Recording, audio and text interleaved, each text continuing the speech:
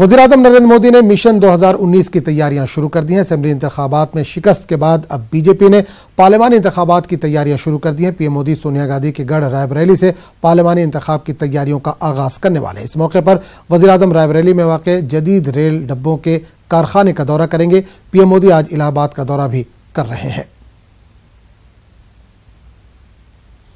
और इस पूरे मामले पर बात करने के लिए हम सीधे रुख करेंगे रायबरेली का, जहां समाज नुमाइंदे मोहन कृष्णा इस वक्त जुड़े हैं।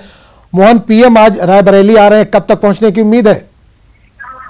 आज हम आपको बताना चाहेंगे अब से कुछ ही देर में लगभग आधे घंटे के भीतर जो है पीएम नरेंद्र मोदी रायबरेली आ जाएंगे, जहां पे रेल कोच फैक्ट्री में जो हेलीपैड बना है वहां पे सीएम योगी आदित्यनाथ और गवर्नर राम नाईक जो है पीयूष गोयल जो है पीएम नरेंद्र मोदी का स्वागत करेंगे। आगे मोहन, क्या क्या प्रोग्राम है, शेड्यूल क्या है पीएम के? आज वहां पर जो दौरा हो रहा है उसका क्या शेड्यूल है? आज क्या किस किस प्रोग्राम में वो शामिल होंगे, शिरकत करेंगे? अच्छा, आज हम आपको बताना चाहेंगे पीएम जो है अभी जो उनका शेड्यूल है उसके हिसाब से पीएम रेल कोच फैक्ट्री पहुंचेंगे, जहां पर वो पहले सीएम और गवर्नर के साथ में जो है रेल कोच फैक्ट्री जो मॉडर्न रेल कोच फैक्ट्री उसका निरीक्षण करेंगे और लगभग सीएम जो है लगभग आधे घंटे तक रेल कोच फैक्ट्री का निरीक्षण करेंगे। उसके बाद जो है रेल कोच के आवासीय परिसर में एक जनसभा का भी आयोजन किया गया है।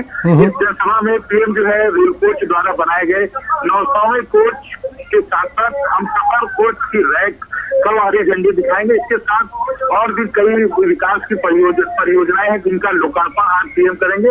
इसमें प्रमुख रूप से जौनपुर बांदा बहराइच मार्ग है जो 135 किलोमीटर का है और 535 करोड़ की लागत है। उसका भी लोकार्पण आज पीएम नरेंद्र मोदी करेंगे और एक जनसभा को भी संबोधित करेंगे।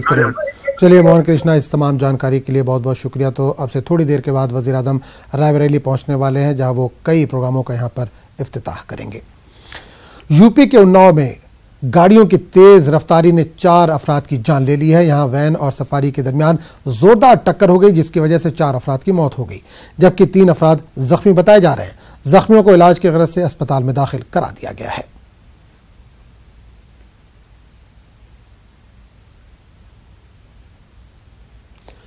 उधर बिहार के भागलपुर में एक दर्दनाक हादसा पेश आया। नगर निगम दफ्तर के सामने एक बेकाबू ट्रक ने 4 अफराद को कुचल दिया। इस हादसे में 2 अफराद की मौत हो गई, जबकि 2 की हालत इंतहाई नाजुक बताई जा रही है। हादसे के बाद मुश्तइल अफराद ने मुजाहरा करते हुए तोड़फोड़ की।